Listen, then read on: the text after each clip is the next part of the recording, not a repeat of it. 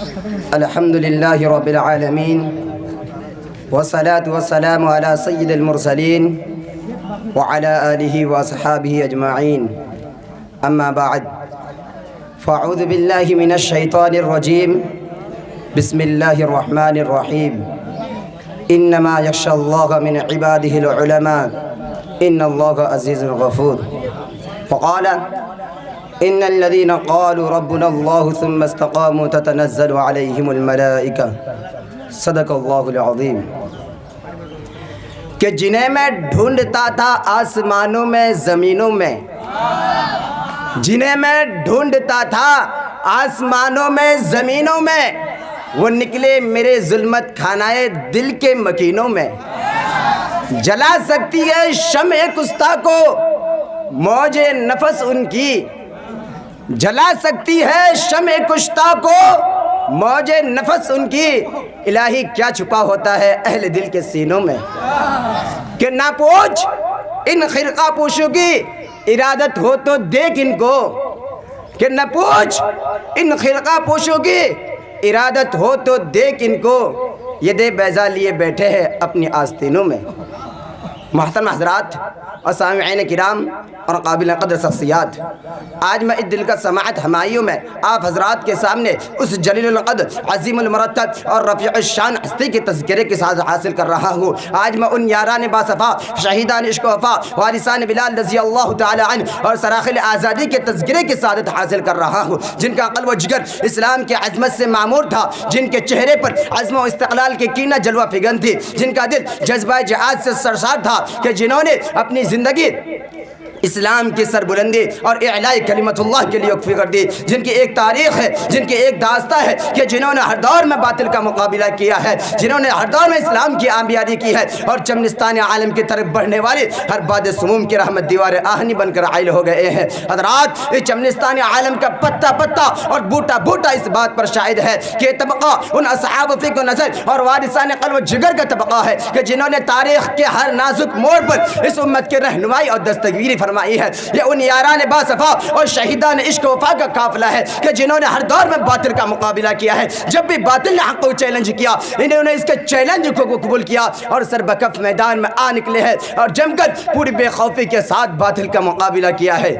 انہوں نے جانیں تو دے دی مگر باطل کو کبھی پیٹ نہ دکھائی، انہوں نے سر تو کٹا دیا مگر پرچم اسلام کو سر نگو نہ ہونے دیا۔ جب جلاد تلوار چمکاتا ہوا آگے بڑھا تو انہوں نے مسکرا کر نظر سے نظر ملائی اور پھر یہ کہتے ہوئے مردانہ وار تلوار کے نیچے سر رکھ دیا، فلست ابالی حین اقتل مسلما علی ای شک کان فی اللہ مسرعی۔ یعنی خوشا وقت ہے کہ میری موت تیرے کوچے میں آ جائے، خوشا وقت ہے کہ میری موت تیرے کوچے میں آ جائے، یہی تو زندگی کا آخری ارمان ہے ساقی۔ غرض انہوں نے ہر معاذ پر باطل کا مقابلہ کیا اور ہر طرح سے مقابلہ کیا، ضرورت پڑی تو گولی چلائی، ضرورت پڑی تو تلوار چلائی، تلوار پھینکی قلم اٹھا لیا، ضرورت پڑی تو اپنے شعل نوائیوں سے طوفان و تند تیز سرکش و بے باک کا کام لیا، اور جب ضرورت پڑی تو اپنے قوم کے ننھے ننھالوں کی تربیت و اصلاح فرما کر باطل کے لیے فولاد لشکر اور دیوار آہنی بنا دیا۔ آج میں انہی جیالوں اور سرفروشہ خان انام کے سچے جانشی اور حقیقی وارث کہ تھوڑی سی تاریخ اور ادنا سی جھلک دکھانا چاہتا ہوں کہ انہوں نے جنگ آزادی میں کیا کارنامے انجام دیا ہے اور ان کا کیا مقام رہا ہے۔ حضرات، جب ہندوستان کی مقدس سرزمین پر انگریزوں کا ناپاک سایہ پڑا اور وہ اپنے شاطرانہ و عیارانہ چالوں سے یہاں کے مالک بن بیٹھے، جب باشندگان ہند پر طرح طرح کے ظلم و ستم کے پہاڑ توڑے جانے لگے، جب ہندوستانیوں کو غلام بنایا جانے لگا، جب ہندوستانیوں کا خون ان کے پسینے سے بھی ارزا ہونے لگا، تو ایسے نازک وقت میں سب سے پہلے جس شخص نے عالم میں بغاوت بلند کیا وہ محدث کبیر، امام الجلیل، رئیس الاولیاء، فخر چمن، محنم فن، نازش وطن، شاہ عبدالعزیز ابن ولی اللہ محدث دہلوی ہے، کہ یہ وہی مرد مجاہد ہے، یہ وہی مرد مجاہد درویش خدا ہے کہ جس نے وقت سے بہت پہلے مسلمانوں کے نصب العین کا اعلان فرما دیا تھا کہ جہاں تک پہنچنے کے لیے ابھی دوسروں کو برسا برس انتظار کرنا تھا۔ شاہ عبدالعزیز کا فتویٰ کیا تھا؟ گویا ایک برق بھی اما تھا جو دشمنوں کے نخل تمنا پر گر پڑی، انگریزوں کی نیند حرام ہو گئی، جگہ جگہ آزادی کے شعلے بھڑکنے لگے، جگہ جگہ آزادی کے پرچم لہرانے لگے، سینوں میں ولملے مچلنے لگے اور حوصلوں نے انگڑائیاں لینے شروع کر دی۔ مسند درس پر بیٹھ کر قرآن و حدیث کے درس دینے والے علماء کرام اور خانقاہوں میں بیٹھ کر اپنے خون و جگر سے شمع اسلام کرنے والے مشائخ اعظام اپنے مدرسوں اور خانقاہوں کو چھوڑ کر میدان میں آ گئے اور فرنگیوں کے خلاف معاذ بنا کر منزل کی جانب برسر و سامانی کے عالم میں نکل پڑے۔ اور میں اکیلا ہی چلا تھا جانب منزل مگر، کہ میں اکیلا ہی چلا تھا جانب منزل مگر، راہرو آتے گئے اور کارواں بنتا گیا کہ مصداق بن گئے۔ حضرات، یہ کارواں طویل مسافت طے کرتے ہوئے کس طرح منزل مقصود تک پہنچا، ایک لمبی داستہ ہے۔ اس داستہ میں امنگیں بھی ہیں اور محرومیاں بھی، عزم و عمل کا جوش و خروش بھی ہے اور شکست خوردری کی بے چارگی بھی، جنہوں نے شوق کی آشف تاثیری بھی ہے اور گردش دورہ کی کجروی بھی۔ اس طویل مسافت کو طے کرتے ہوئے ان کے پاؤں مسلسل لہولان ہوتے رہے، ہزاروں اور لاکھوں کا وجود غبار راہ بن کر اڑ گیا۔ کبھی جبر و تشدد کی خاردار جھاڑی نے ان کو تار تار کیا، کبھی وحشت و بربریت کے پہاڑ ان کا حائل ہو گئے، مگر اس بزم جنوب کے دیوانوں نے ہمت نہیں ہاری، حادثات و مصائب سے ٹکراتے ہوئے منزل مقصود کی جانب بڑھتے رہے۔ حضرت کہ راستے کی قربت اور دوری سے بھی فقط تمہاری عقل و جگر سے مستغنا، پریشانی افکار کے احساسات سے بنیاد، خطرہ و سازش کی گرفت سے بھی پرواہ، منزل مقصود کی تلاش میں کبھی عرب و ترکی کی راہوں کو ناپتے ہیں تو کبھی روس و افغان کی بادیاں پیمائی کرتے ہیں تو کبھی مالٹا کے کوٹھوں میں قیام کرتے ہیں تو کبھی عدالت کے کٹہرے میں کھڑے ہو کر نغمہ آزادی سناتے ہیں تو کبھی پھانسی کے پھندوں کو چوم کر منزل کا نشان پوچھتے ہیں تو کبھی ریوالور کی لبلوی پر انگلی رکھ دیتے ہیں کہ شاید گولی کی سنسناہٹ ہی منزل کے پتہ بتا سکے۔ غرض ان دیوانوں نے ہر راہ سے منزل تک پہنچنے کی کوشش کی اور پہنچ کر ہی دم لیا۔ تاریخ ہند ہم سے کہتی ہے کہ اس بزم جنوں کے دیوانے ہر راہ سے پہنچے محفل تک، کہ اس بزم جنوں کے دیوانے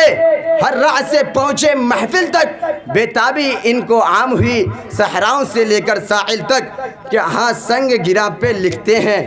وہ اپنے دل نادا کا حال، کہ ہاں سنگ گرا پہ لکھتے ہیں وہ اپنے دل نادا کا حال، شاید کہ لا تلاش یقنن میں کوئی پہنچے پتھر قاتل تک۔ حضرات، یہ واقعہ ہے کہ اگر ہندوستان کے جنگ آزادی میں علماء حصہ نہ لیتے تو ہندوستان کبھی بھی آزاد نہ ہوتا۔ اگر یہ سرخیل آزادی نہ ہوتے تو تحریک آزادی نہ چلتی، تحریک بالا کوٹ نہ چلتی، تحریک ریشمی رومال نہ چلتی، تحریک خلافت نہ چلتی،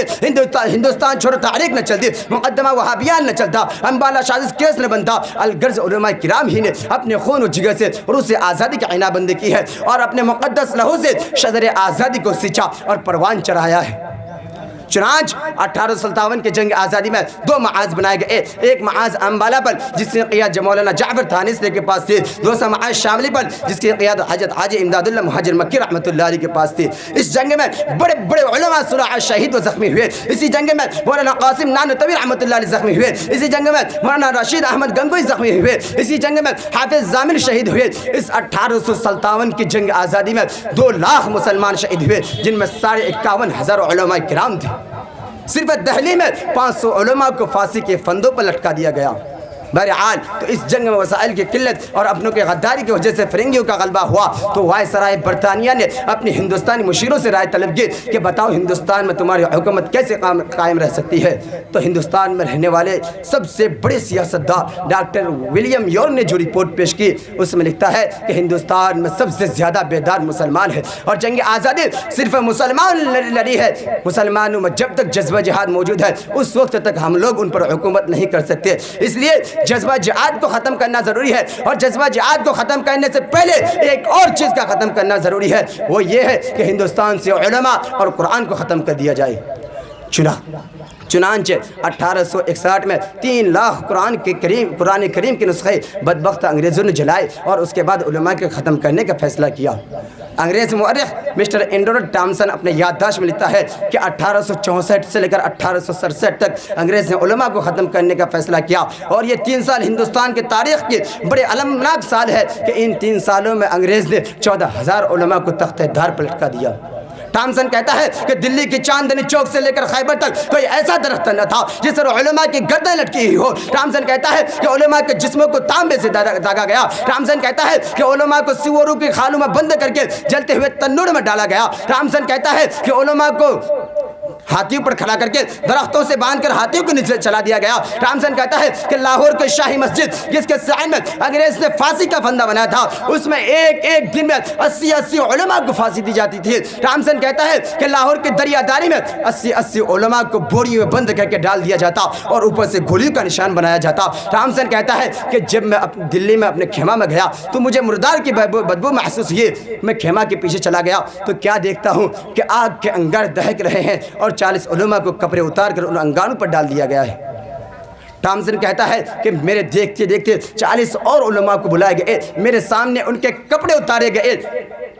انگریز نے کہا مولویوں، جس طرح ان 40 کو پکایا گیا ہے تمہیں بھی پکا دیا جائے گا۔ تم صرف ایک آدمی یہ کہہ دو کہ ہم 1857 کی جنگ آزادی میں شریک نہیں تھے، ابھی چھوڑ دیتے ہیں۔ ٹامسن کہتا ہے کہ مجھے پیدا کرنے والے کی قسم کوئی عالم ان میں سے ایسا نہ تھا، سارے کے سارے آگ میں پک گئے مگر کسی نے بھی انگریز کے سامنے گردن نہیں جھکائی۔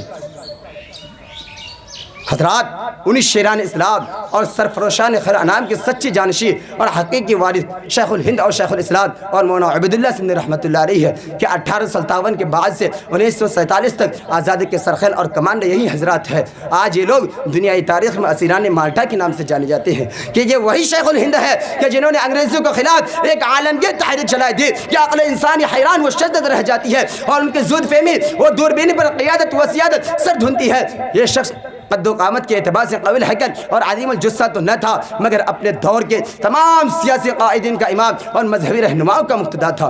وہ منبع عریت، وہ پیکر خلوص و فا تھا جو ایک طرف آزادی کے جوش و خروش اور جذبہ ولولہ سے لوگوں کے قلوب کو معمور کر رہا تھا تو دوسری طرف قال اللہ اور قال رسول کا جامع خوشگوار تشنگان علوم و نبوت کو اپنے دست مبارک سے بھر بھر کر پلا رہا تھا۔ وہ درکف جامع شریعت اور درکف سندان عشق کا کامل و اکمل نمونہ تھا۔ اس عظیم ہستی کی اگر وہ عالم کی تحریک جسے تحریک ریشمی رومال کے نام سے جانا جاتا ہے کامیاب ہو گئی ہوتی تو آج ہندوستان کا نقشہ ہی کچھ اور ہوتا۔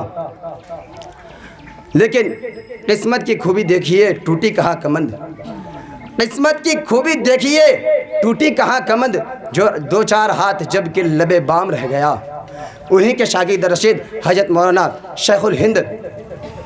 حضرت مولانا عبیداللہ سندھی رحمۃ اللہ علیہ ہے جو شیخ الہند کے بعد تحریک ریشمی رومال کے سب سے بڑے لیڈر تھے۔ تحریک ریشمی رومال کے سلسلے میں حضرت نے انہیں افغانستان روانہ کیا تھا تاکہ وہاں کے جوشیلی قوم کو انگریزوں کے خلاف متحد کر سکے۔ جب مولانا افغانستان کے لیے روانہ ہو رہے تھے تو ان کی داڑھی نکل رہی تھی مگر جب وہ روس و افغان کی بادیاں پیمائی کر کے لوٹے تو ان کے داڑھی کے بال سفید ہو چکے تھے۔ اور شیخ الہند ہے کہ سب سے چہتے اور ہر دل عزیز شاگرد شیخ الاسلام حضرت مولانا حسین احمد مدنی ہے کہ جنہوں نے خلافت کانفرنس کراچی میں ایسے وقت میں شرکت کی کہ انہیں گولی مار دیے جانے کا حکم مل چکا تھا۔ لوگوں کا خیال تھا کہ حسین احمد نہیں آئے گا مگر لوگوں کی آنکھیں اس وقت حیرت سے پھٹی کی پھٹی رہ گئی جب وہ مرد مجاہد کفن بردوش ہو کر اسٹیج پر آیا اور جلسے کی صدارت فرمائی۔ اسی کانفرنس میں حضرت نے انگریزوں کو بلبل اور گولی کو گل سے تشبیہ دیتے ہوئے فرمایا کہ لیے پھرتی ہے بلبل چوچ میں گل، لیے پھرتی ہے بلبل چوچ میں گل، شہید ناز کی تربت کہاں ہے۔ راوی کہتا ہے کہ جب حضرت نے یہ شعر پڑھا تو لوگ آدھے گھنٹے تک مسلسل جوش میں نعرے لگاتے رہے۔ پھر اس کے بعد علماء کی قربانیوں اور اپنے ایک فتویٰ کی جانب اشارہ کرتے ہوئے انگریزوں کو مخاطب کے فرمایا کہ کھلونا سمجھ کر نہ برباد کرنا، ہم بھی کسی کے بنائے ہوئے ہیں۔ کھلونا سمجھ کر نہ برباد کرنا، ہم بھی کسی کے بنائے ہوئے ہیں۔ فرنگی کے فوجوں میں حرمت کے فتوے سرے دار بھی چڑھ کر گائے ہوئے ہیں کہ وہ شجر آزادی کے خود دے کے سینچا، کہ وہ شجر آزادی کے خود دے کے سینچا تو پھل اب اس کے پکنے کو آئے ہوئے ہیں۔ لیکن کتنی بربادی مقدر میں تھی آبادی کے بعد، کہ کتنی بربادی مقدر میں تھی آبادی کے بعد، کیا بتائے ہم پہ کیا گزری ہے آزادی کے بعد۔